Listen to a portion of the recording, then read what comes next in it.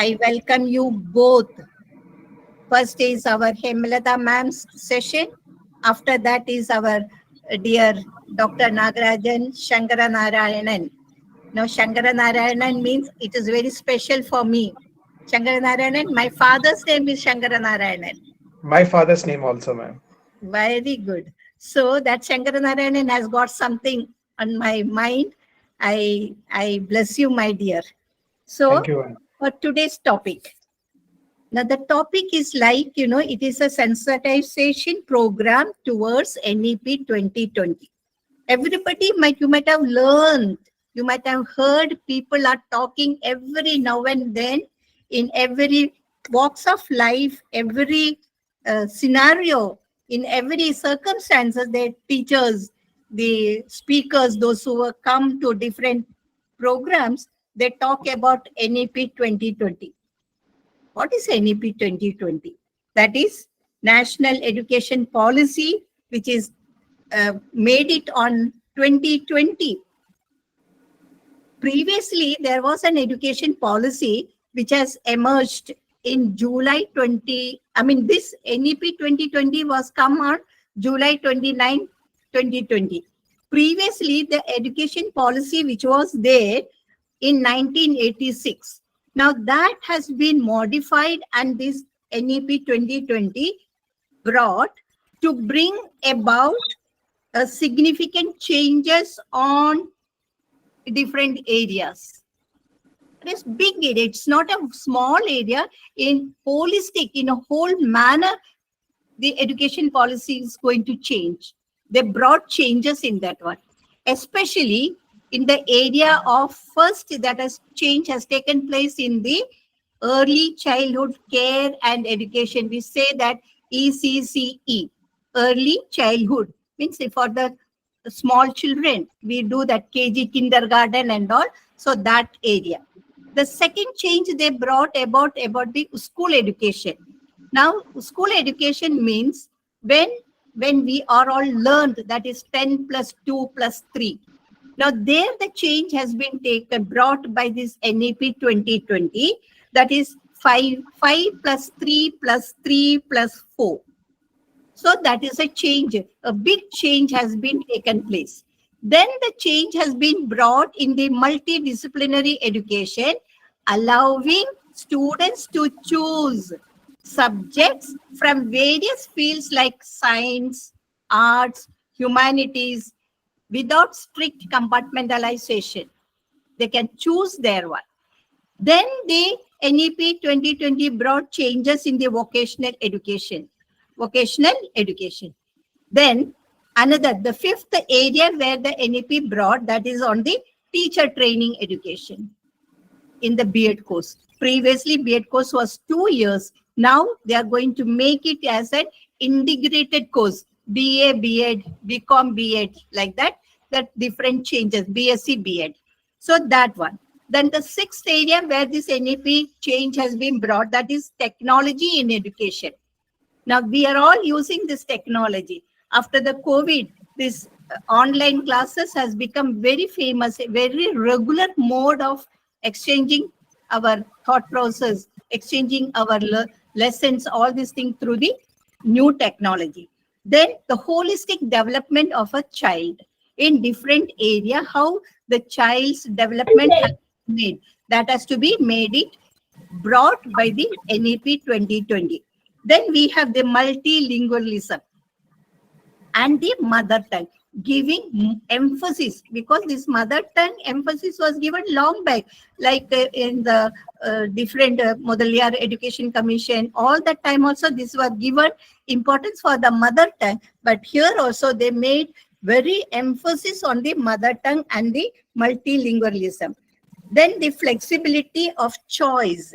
You can select any subject whichever you would like to take up. So in these are the, I know. Now here the experts are there, they will tell you, but my knowledge is very limited. So I am not crossing the limit. Otherwise they will prosecute me. So no, I'm not going to that area. Our experts will explain, and this is very, very important, crucial learning it is a need of the hour. Everybody must know what is NEP 2020, how it is been reflecting our education system. So with this, I am giving my dais for my speakers who will be delivering good lectures and good stuff to everybody, and that will be useful for our lifelong learning. All the best, my dear speakers and my Thank dear you, ma'am. students. Pay attention and take it up. If you have any question, you can ask question after the session. And during the session, I request folding hands, please mute your mic. Don't disturb the speakers, because if the disturbance is there, the concentration will be diverted. They will not have the flow of explaining. So please, participants, mute your mic, ask questions after the session. They will give you some time for asking questions, so that now that it is your time. Thank you very much, Dr. Nagarajan Shankaranarayanan sir, Yes. and our madam, that is Hemlata madam, who will be giving you the sessions. Thank you very much. Enjoy the Thank you, class. ma'am. Thank you, ma'am. Thank you Bye. for the nice words, ma'am. Thank you.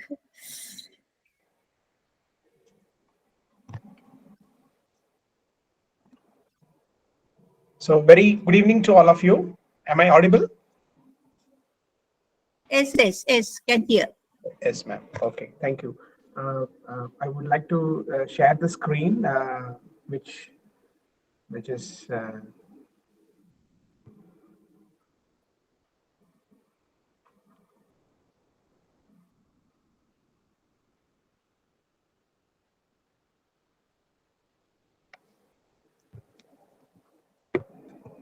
okay. Is my screen visible to everyone? Yes, I can see. Okay, and is my means if my screen is visible, then I guess video will be off. I guess. Am I right, madam? Yes. Okay. Continue. Okay, fine.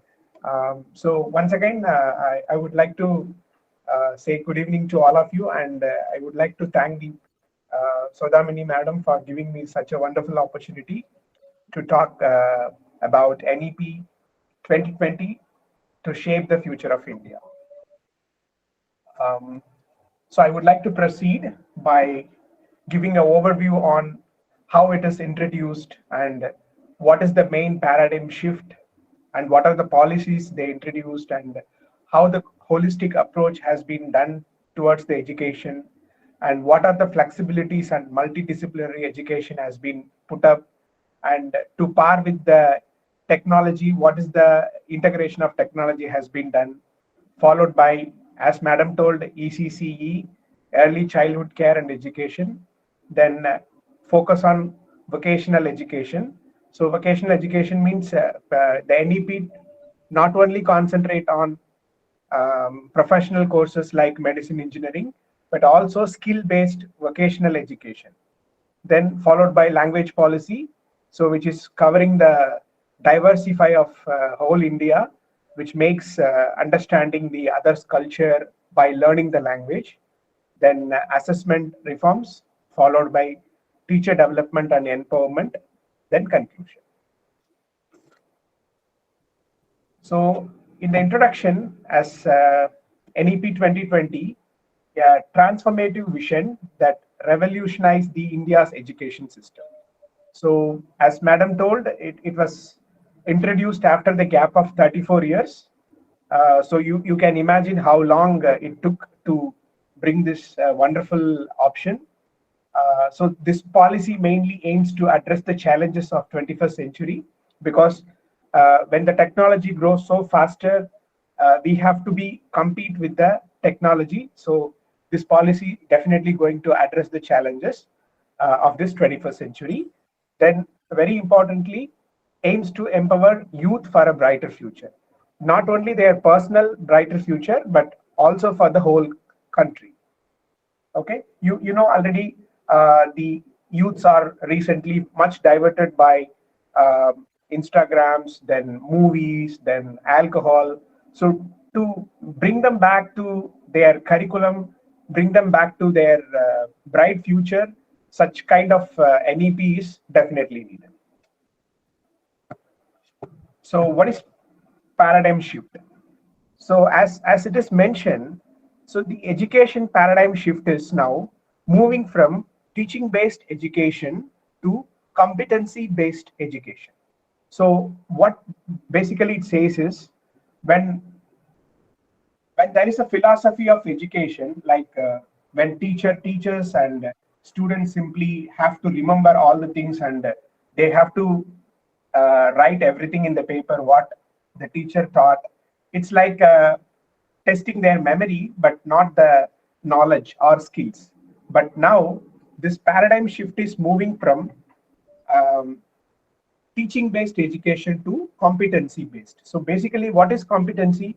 One, skill or talents based education. So this is very important point which we have to consider in this NEP 2020.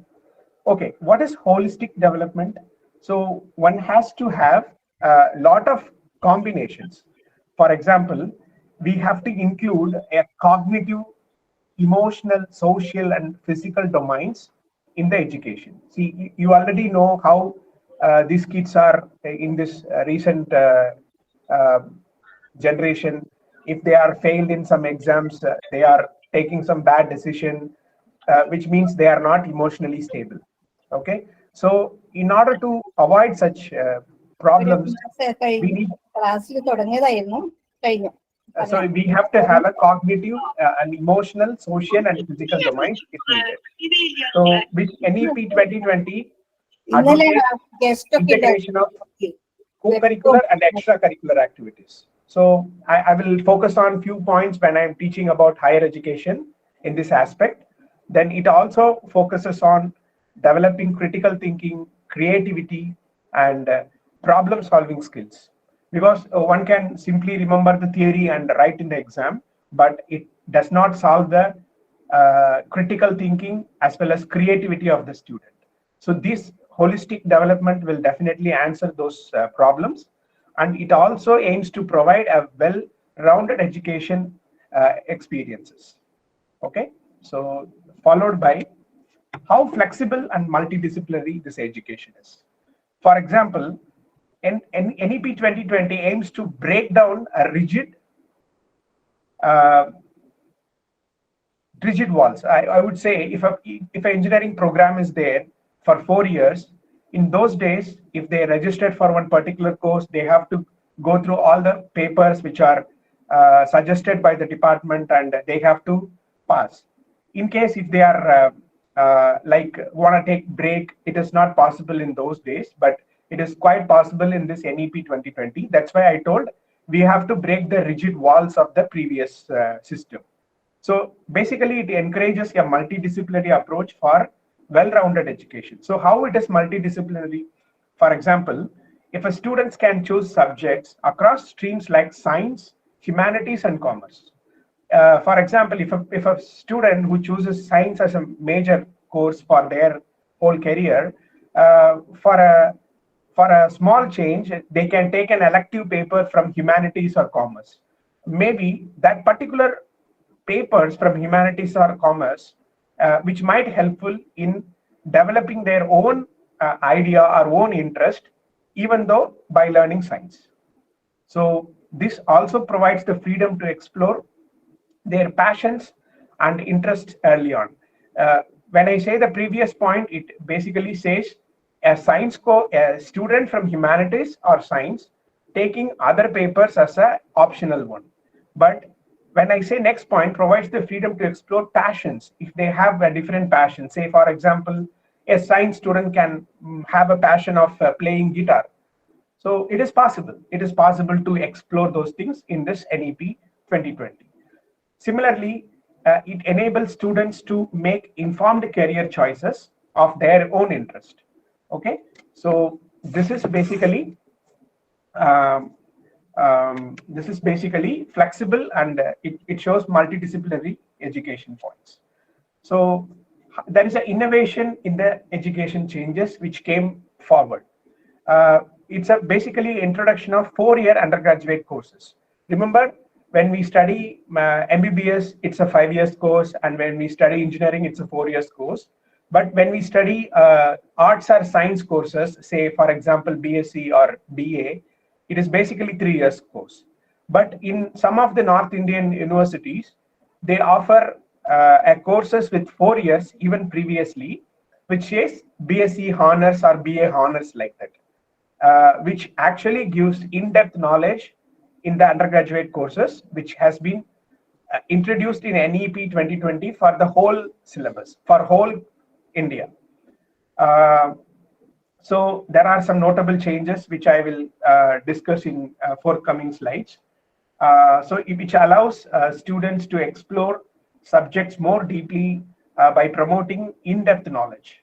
Okay, it is not simply studying the overall aspects of the course, but by understanding the subjects more deeply, which means one can have a experimental skills also in that particular subject, as well as theory knowledge also. And remember, there is a choice-based credit system is introduced, CBCS, which means for the completion of one particular degree, you will have this much credit points. By taking the course papers, the credit points are assigned, followed by this many theory papers, this many practicals hours they have to go through in a week, and which in turn integrated to be having a long term of whole semester, how many hours, how many theory, how many practicals, all those things are there. So in this choice-based credit system only, student can take from one course to another department on their own choices. Then, as I told, basically it's a skill enhancement courses. I will come to skill enhancement in a separate slide, but I'm just giving an overall what are the innovations present in this education system. Then it equips students with very practical skills and relevant to their chosen fields, which means what? When all the instruments are, if it is a chemistry lab, then chemicals, all those glasswares also. If it is physics, then circuits, all those things are well equipped with the school or colleges, so that it will be taught in a very advanced level for the forthcoming students. Okay, so there are adaptable educational environment. For example, it provides students with control over their academic journey. There are some facilities which I am discussing in the second point. It facilitates easy credit transfer between the institutions. This is quite interesting. For example, I'm going to discuss how many national level institutes and how many professional course offering institutes in one particular slide, in which there are institutions in which due to the environment of the institute or due to the which city it is present, it can be facilitated with that particular environment. For example, if I say NIT Jamshedpur, since it is a industrial area, there are more faculties who are having more industrial knowledge coming to that particular institutions. Imagine a student studying in IIT Madras or NIT Trichy or NIT Manipur, my own institution. If they want to understand more of industrial knowledge, they can have a collaboration with NIT Jamshedpur. So they can say, okay, I'm studying 2 semesters in NIT Manipur, and for my 3rd semester syllabus, which are similar to the NIT Jamshedpur, whereas it has more industrial experience, I can visit industries, whereas which is not possible in particular institution. So I can take a whole semester in a different institution. That is quite possible. That's why it is mentioned credit transfer between institutions. So it also creates a dynamic and adaptable educational settings. So this all points ensures what are the benefits in this educational environment. For example, it also gives theoretical knowledge as well as essential skills. Essential skills means it is basically talking about the experimental skills as well as the practical skills related to the theoretical knowledge. So it is basically an introduction of 4-year multidisciplinary bachelor degree. Very interesting point is here, multiple exit options, entry options. Okay, which means what? If a student joins a particular program for 4 years, he or she could not continue all the 4 years together, he or she can take a break. For example, if a person finishes 1 year course in this particular degree, and if a students want to leave the college and unfortunate circumstance arises, and if he or she leaves the college, they can collect a certificate of 1 year course, and they can work for an industry, gain some knowledge, or they can even do any business or something, and they can also join back to the same institution, and they can continue their education without any new start. They can continue from the place where they left. So, for example, if they complete 2 years, then they can even get a diploma certificate, which in turn not equal to the degree certificate, because the particular candidate did not finish the whole 4 year course. But since the candidate finished 2 years of course, they can be avail the diploma certificate, which will promote them to get a job in the industry. And once they settle their family, if they are financially weak, then they can come back and finish the remaining 2 years of course and get the degree certificate. This is quite possible. Then it is also giving some advanced curriculum integration. For example, NEP 2020 emphasized the importance of artificial intelligence, coding, and computational thinking. Why these 3 points are needed? Because now we are in the internet era, and we are in the artificial intelligence era. So this is quite interesting and challenging for the coming students, so that they can have an advanced knowledge of artificial intelligence, coding. Then, since it can be any engineering degree, but if the candidate knows the coding, they can get a IT jobs, and they can work for their earnings. So this is quite possible. Then this is also promoting to prepare the students for the digital age and digital literacy skills. Nowadays, once upon a time, India was very lagging in digital transactions. Now we are the topmost world in the digital transaction, digital age. So which also gives a lot of information. In fact, a student who finishes an engineering degree can basically develop an app or develop a program, so that it can generate new kind of jobs in their future. Okay, so students not only eligible to go for a job, but also they can provide jobs to the forthcoming generations. So they become a boss, and they can give a job to the forthcoming generations. So as I told, focuses on nurturing technological skills, as it is mentioned earlier, essential for the evolving digital landscape. So as it is already mentioned, so I don't want to go too much details about it. So let us go to the practical experience and collaboration. As I told earlier, a student who wants to do some particular course in different institution, by submitting an application to the current institute, they can shift their institutions and all. This particular slide talk about the collaboration between the educational institutions and the industries. This is the very new initiative thing developed very recently. So why this collaboration is very important, I will tell you. In those days, when a engineering graduate or any other graduate who studies their course, during the vacation they go home and they simply enjoy their holidays, spend time with the family, friends, all those things. Whereas now, AICTE, All India Technical Education Committee, put forward by saying that student has to go for a compulsory internship during their engineering degree, which says that during the vacation time also, student can go to their hometown, they can enjoy their holiday, but by visiting some of the institutions which are nearby, say maybe higher educational institution or industry or a company, they can go and do their internship. So by doing the internship, it is multi-level benefit to the students. They can have a practical knowledge first of all, and they can have an extra person who is guiding other than educational institution. So these are the advantages one can have by visiting the industries during the holidays time. So it also gives the students to gain practical experiences. Okay, so ultimately, what is the aim for studying engineering or any other course? Obviously, we need to get a job, right? So it also focuses on developing relevant skills that directly contribute to the employability. So, for example, if a person finishes a degree and if a person wants to go to a job, so those skills he or she learned during the course, that will definitely give a job to the particular person. So this is very good idea. So as I told, it's a collaboration between industry and this one.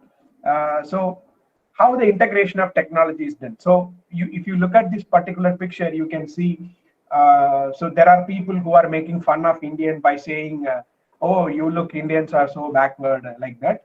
Whereas when immigration officer asks for a vax certificate, these people are providing papers, whereas our person shows the digital certificate. So this clearly shows how digitalization is important in those modern era. Even during COVID times, we cannot means usually we give the boarding pass or ticket to the person. Ticket examiner will reveal it either in airport or railway station. But when we have a digital, we can simply show our mobile phone and they can simply see without touching it, and they will say, okay, you have a ticket, you can travel, something like that.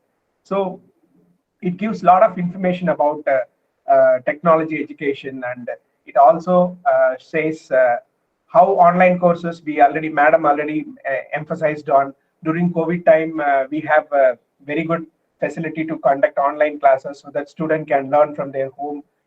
So there is no risk of getting COVID or something. In fact, being an NIT faculty, we all are provided with writing pads as well as a laptop for conducting the online classrooms. And unfortunately, we are still following some of the online courses due to some problem in the Manipur. Some students are migrated from one particular place to another. So we have to conduct online classes for them and offline classes for the existing students. So we are still following online um, formalities even after COVID. That is due to that individual institute issues. So e-content. What is e-content basically? We have a digital classroom. We can take online classes, but e-content is like preparing materials in the form of Word file or PPT, or even sending a YouTube link or NPTEL course that is offered by various professors at various IITs. So those things can give a lot of knowledge about the particular topic. For example, there are many IIT faculties who have their own YouTube channel in which they upload their topics so that student can subscribe and follow the channels, and whenever they are free, whenever they travel, whenever they are doing some other work, also they can listen through YouTube channels, and they can gain knowledge from that. So now internet is everywhere in India, even in the remote villages. So this is quite interesting to learn all those things through online. So technology integration in assessments. Say, for example, so as I told, there are highlights giving more importance to artificial intelligence, coding, and computational thinking. So look at this image. When we previously used a barcode and now it is converting to QR code. So like that, updation is needed. For that, such kind of modified educational systems also needed. Okay, so that's why up to date is very important. It is mandatory. So technology for access and skills. So technology significantly improves the access to quality education. As I said, quality education means it is not simply learning the process in a top way, but in an in-depth way. Okay. Particularly, it is impactful in remote areas, contributing to more inclusive education system. Okay. So as I told, it aims to develop technological skills, empowering students for future challenges. So in future, any type of challenges they can come.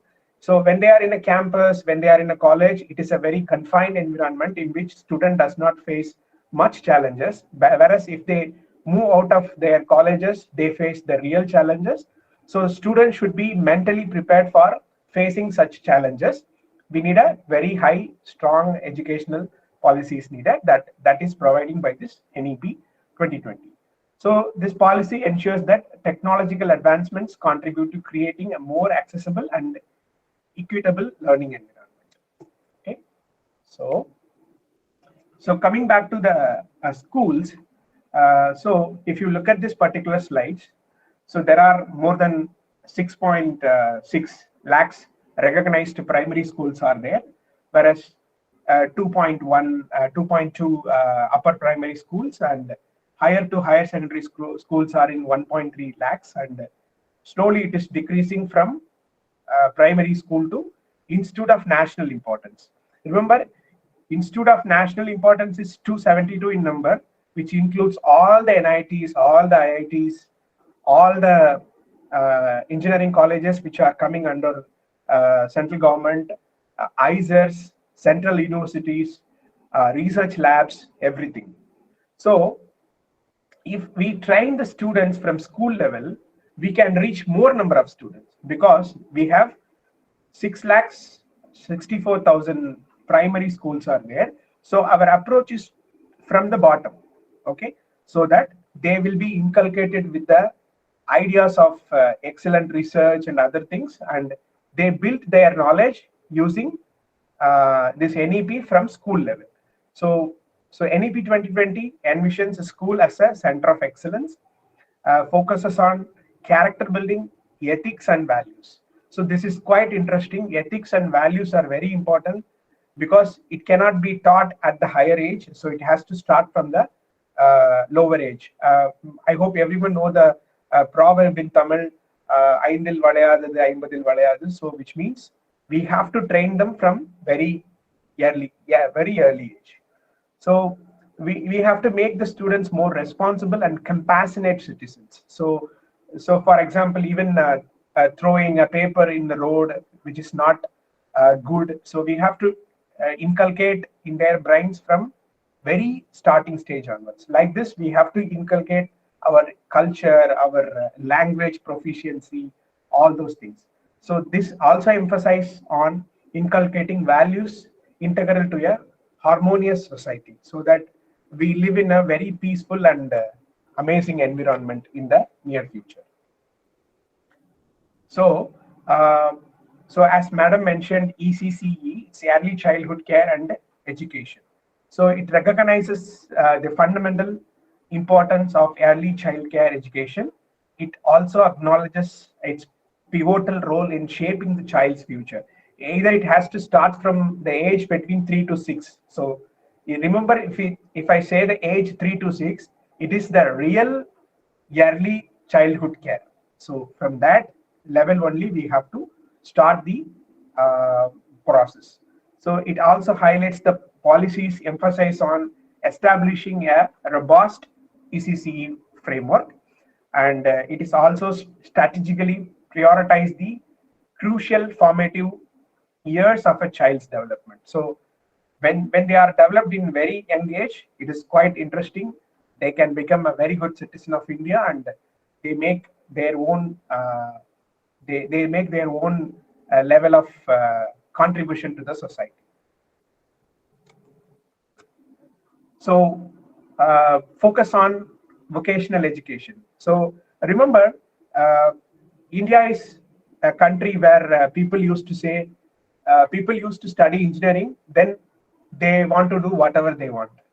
So people used to say every parent forces their kids to become an engineer, then let them do whatever they want to do. But this is not the case.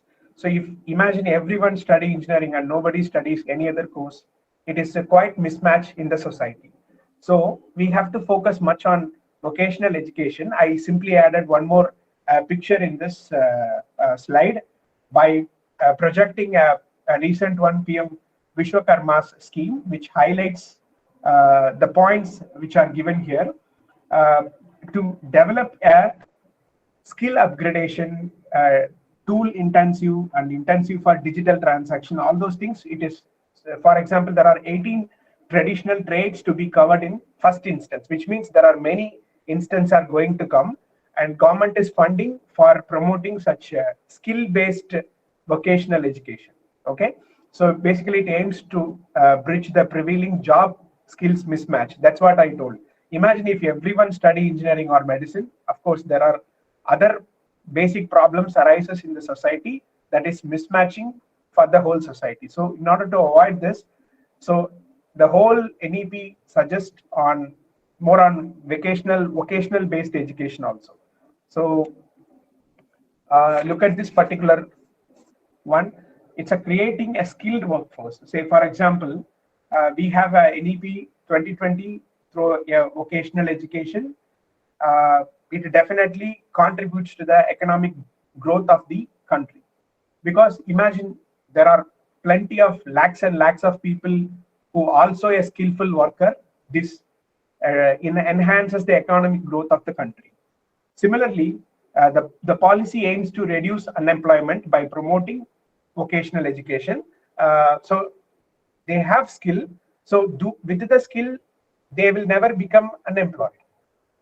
So they can work for their skill so that they will earn money. Look at this particular image when New York Times made a cartoon and criticizing Indians for the Elite Space Club. So during those times, only Westerners are there, and India is trying to come into the space club by knocking the door, by keeping a cow. So when they portrayed this in New York Times, uh, in few years the scenario changed. India launches a record of 104 satellites in one launch. So which means what? Now India is in elite space club, whereas Westerners are knocking our door for launching their own satellite from our own country by our own satellite. This is quite interesting, and very good reply was given by our own people uh, by launching 104 satellites in one go. So how it is possible? So a question simply arises. Indians are quite manageable with multitasking. So I would say this is quite possible with one launch. 104 satellites is possible because we are living in an era for share auto. Imagine how share auto works. It's not only one passenger, it takes many passengers with very cheap price so that we can reach our destination with a very low price but without any delay. So I would say this is quite possible with our ideas. Okay, now very interesting thing, multilingualism and cultural diversity. So you can imagine a concept when I was in US. So US people used to say when someone speaks broken English, which means they know another language.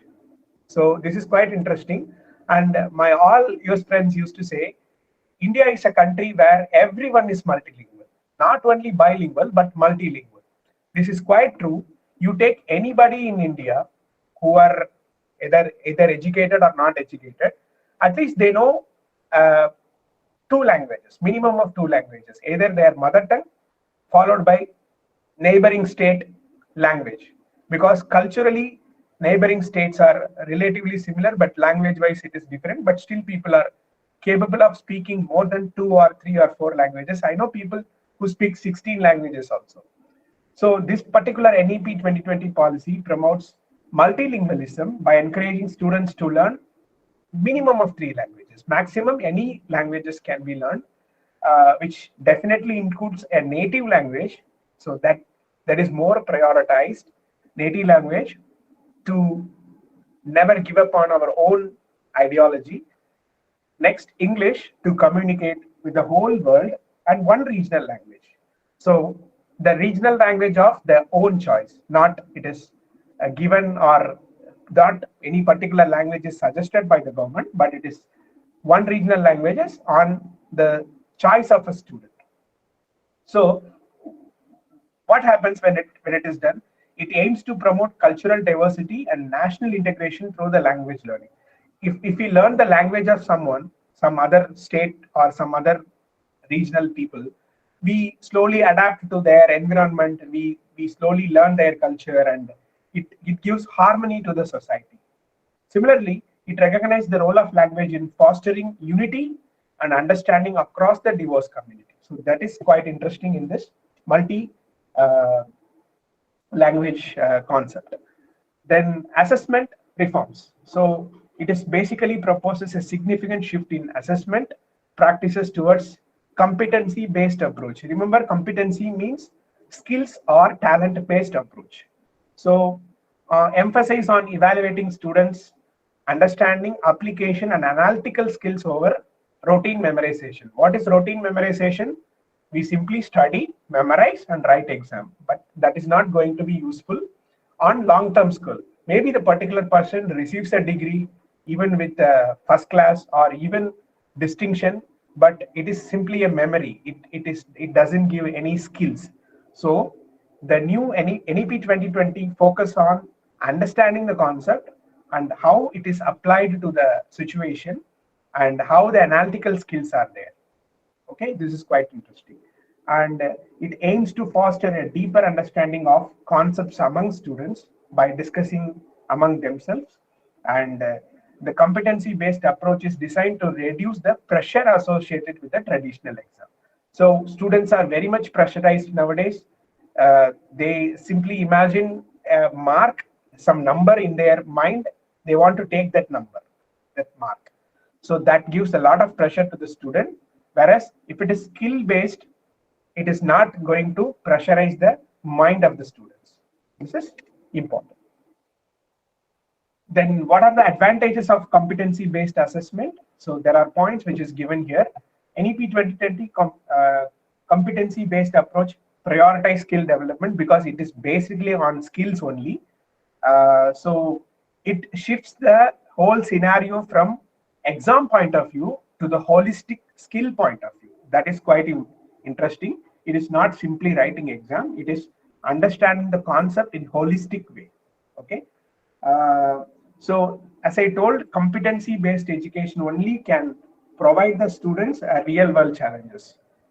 So when they come out, they are no longer a student, they are a person who is searching for a job or the person who hold a job. So that is real world. So those challenges can be faced easily by competency based education. Okay. So it visionize the fostering well-rounded individuals capable of meeting the challenges. As I told, it's challenges in the contemporary world. And coming to the teachers' development and empowerment, so NEP 2020 already acknowledged a lot by the role of teachers in shaping the nation's future. It emphasized the need of continuous professional development for educators. So that is quite interesting. For example, if I'm a faculty, if I'm teaching engineering as well as science to my students, I have to learn continuously. So where I get knowledge, I can get a knowledge from well-advanced textbooks or internet informations, any NEPTEL course, NPTEL course, or some YouTube channel where I can continuously learn and I can teach the same concept to the students. It encourages the integration of technology in teachers training, as well as it provides educator with access of latest teaching methodologies like online teaching. Now even this Google Meet is also like a very modern version only. We never know this 5 years before or 20 years before. There is even very less internet facilities were there like that. So by investing in teachers' professional development, NEP 2020 aims to elevate teaching standards. So definitely the teaching standards has to be elevated so that a best teacher can produce a best student and a best student can produce a best society. Best society can develop a best nation. So this is all are interconnected. So whatever I told, so that is compiled in a one slide for a higher education point of view. So increase in GER in higher education, then holistic multidisciplinary education, changing from 3-year UG course to 4-year undergraduation course, then like National Research Foundation developing very good research infrastructures. So there should be a motivated, energized, and capable faculty should be there for the students. Then there should be some technology in the education. All those things are already mentioned in this particular slide. And I would like to give a summary on holistic development, which emphasize on nurturing all aspects of students' personality.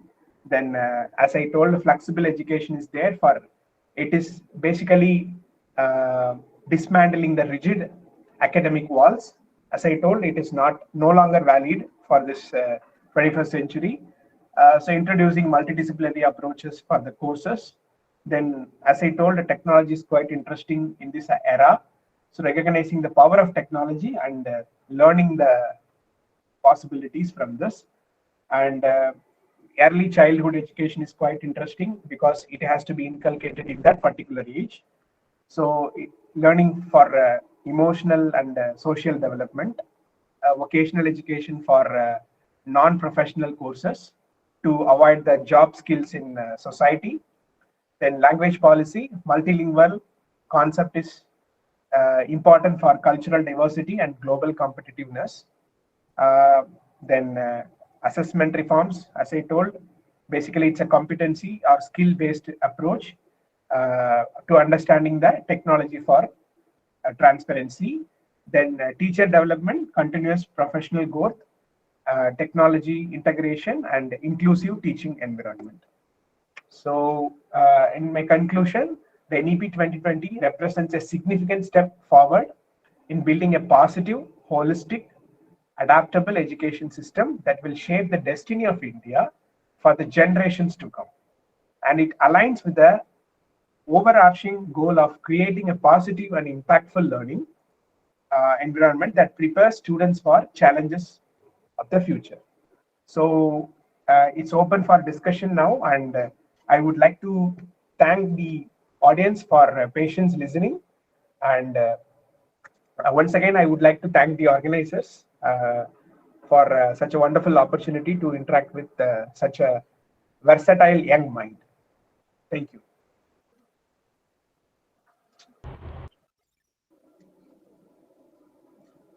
Thank you, sir, for your valuable session. Next, I welcome to the resource person, Dr. Hemalata ma'am, Assistant Professor, Department of Computer Science and Engineering, Manipur University.